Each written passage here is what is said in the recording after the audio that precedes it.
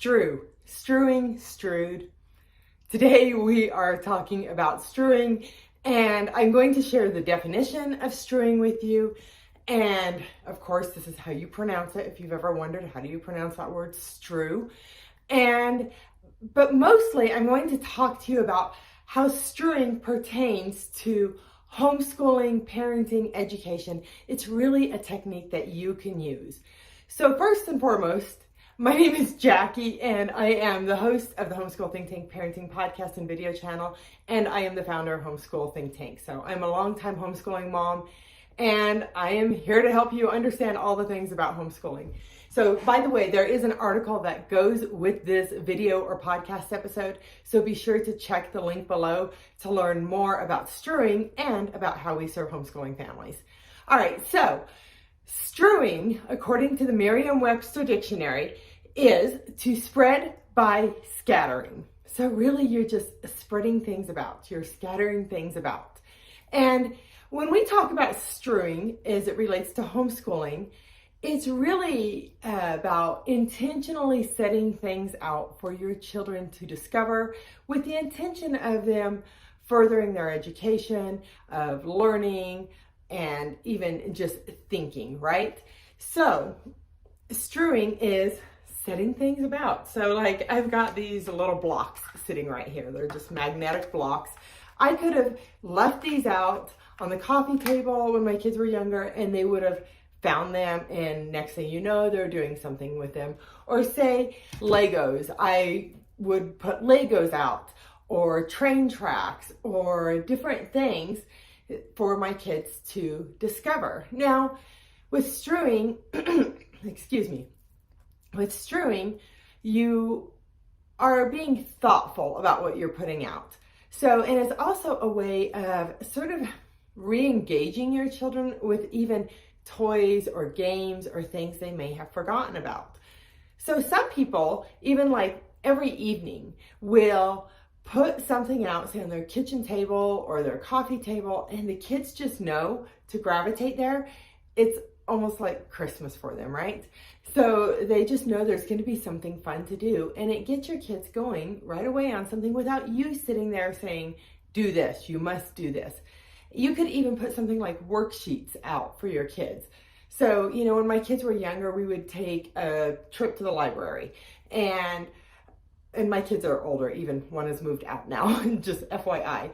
But we'd go to the library, we'd come home with lots of books, and instead of them taking them all to their room, I would actually make a point to like put them in a basket where the kids would see them and find them, and they're more likely to notice them. Now, if I noticed they weren't engaging with those books, then I might spread them out on the coffee table or leave it on an end table somewhere, just where they would find them.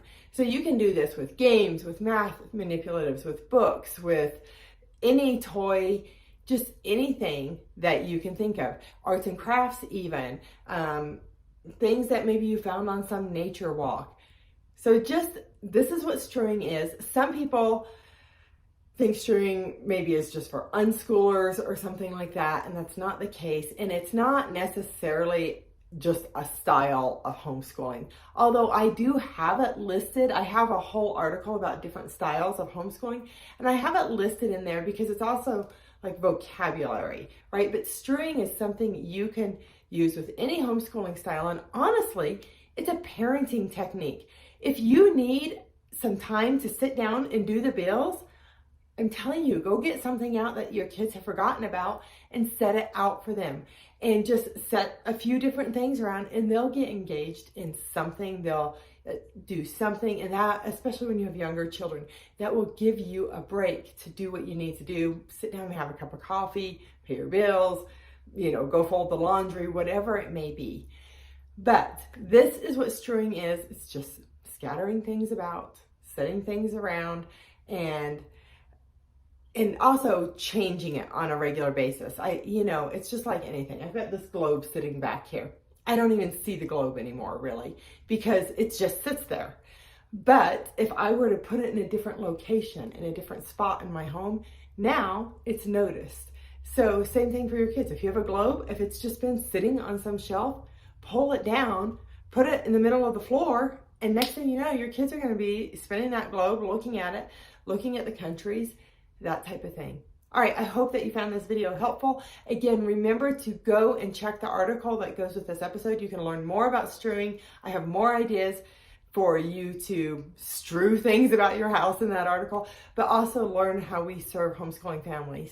I am a homeschool consultant and a certified life coach who specializes in helping homeschooling parents. And you can even book one-on-one consultation with me to see if I can help you with homeschooling. And if you are even just experiencing challenges in your day-to-day life, you want help achieving your goal, anything like that, as a certified life coach, I am well equipped to help you. All right, that's it for today. Live and learn your way. My name is Jackie, and again, I'm the founder of Homeschool Think Tank. Bye-bye.